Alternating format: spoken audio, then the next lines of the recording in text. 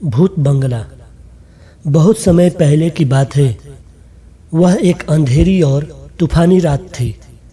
हवाएं जोर जोर से चल रही थी। पुलिस को एक डरी हुई महिला का फोन आया। उसने दावा किया कि शहर के बाहरी इलाके में एक पुरानी हवेली में हत्या होते हुए देखी है। महिला की बात सुनकर पुलिस वाले आनन फानन में हवेली तक पहुंचे और उसने हवेली का सामने का दरवाजा खुला पाया। पुलिस को घटना के बारे में शक हो गया। वह सावधानी से हवेली में दाखिल हुए और तुरंत ही मौत की गंध की चपेट में आ गए। हवेली पुरानी और जर्जर थी, जिसके हर कोने पर मकड़ी के जाले लगे हुए थे। जैसे ही हवेली से गुजरे, उन्हें खून से लथपथ एक शव पड़ा हुआ मिला। पीड़िता एक युवा महिला थी और यह स्पष्ट था कि उसकी बेरहमी से हत्या की गई थी। पुलिस ने अपनी जांच शुरू की और जो कुछ हुआ था उसे एक साथ जोड़ने की कोशिश की। उन्हें जबरन घर में प्रवेश का कोई निशान नहीं मिला, जिसका मतलब था कि हत्यारे के पास हवेली की चाबी रही होगी। उन्हें कोई फिंगरप्रिंट या डीएनए साक्ष्य भी नहीं मिला, जिससे हत्यारे को पकड़ पाने का उनका काम और भी मुश्किल हो गया। जैसे जैसे उन्होंने अपनी जांच जारी रखी, अजीब अजीब चीजें घटित होने लगी। उन्होंने खाली गलियारों में कदमों की आहट सुनी। कभी दरवाजे अपने आप बंद हो जाते और अंधेरे में अजीब तरह की आवाजें सुनाई देती थी। हवेली भूतहा लग रही थी और पुलिस असहज महसूस करने लगी थी। एक रात जब वे हवेली की जांच कर रहे थे, उन्हें एक कमरे में खून जमा देने वाली चीख सुनाई दी। वे कमरे में पहुंचे और फर्श पर एक और शव पड़ा हुआ मिला। इस बार यह एक पुरुष था और उसे महिला की तरह ही क्रूर तरीके से मार दिया गया था। पुलिस को अब यकीन हो गया कि हवेली में भूत या चुड़ैल जैसी कोई तो अनजान शक्ति है और उन्होंने पैरानॉर्मल जांचकर्ताओं की एक टीम को बुलाया।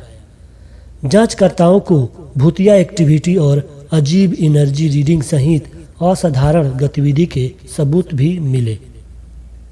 जांचकर्ताओं का मानना था कि हत्यारा एक भूत था जो वर्षों से हवेली में फंसा हुआ था।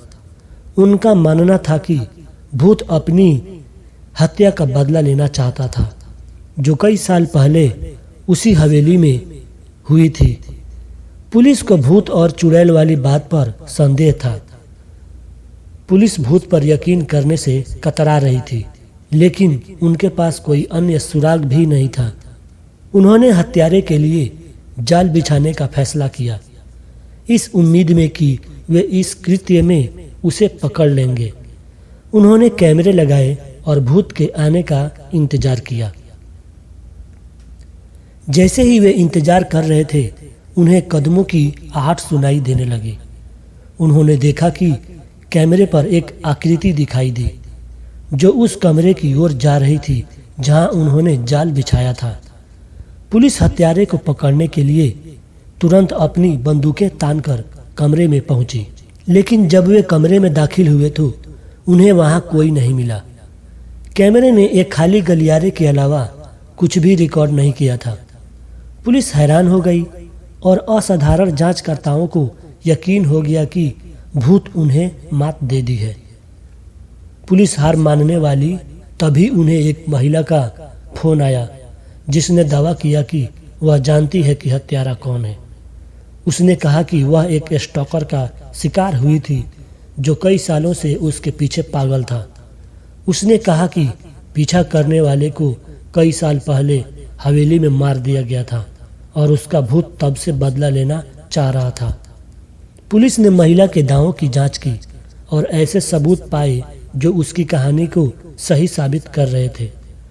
उन्हें एहसास हुआ कि हत्यारा कोई भूत नहीं था, बल्कि एक वास्तविक व्यक्ति था जो हवेली को छिपने की जगह के रूप में इस्तेमाल कर रहा था।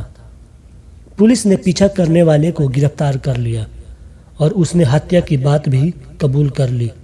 उसने कहा कि उसने महिला को मार डाला क्योंकि उसने उसे अस्वीकार कर दिया था, और उसने उस आदमी को मार डाला क्योंकि उसने उसकी हत्या देखी थी। हवेली अब भुतहा नहीं रही और पुलिस ने मामला सुलझा लिया था। लेकिन उन्होंने जो सबक सीखा वह यह था कि कभी कभी चीजें वैसी नहीं होती जैसी वे दिखती हैं। असाधारण जांचकर्ता भूत के बारे में गलत थे, लेकिन उन्होंने पुलिस को एक नया दृष्टिकोण प्रदान करके मामले को सुलझाने में मदद की।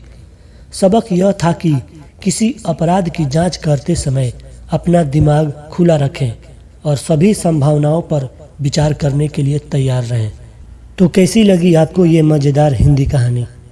मुझे उम्मीद है कि आपको पसंद आई होगी और आपने इसको एंजॉय किया होगा। अगर आपको कोई ऐसी कहानी दिखती है तो कृपया मुझे ज़रूर बताएं, और अगर आपका कोई सुझाव है तो वह भी हमें कमेंट करें। मिलते हैं अगले वीडियो में, तब तक के लिए धन्यवाद।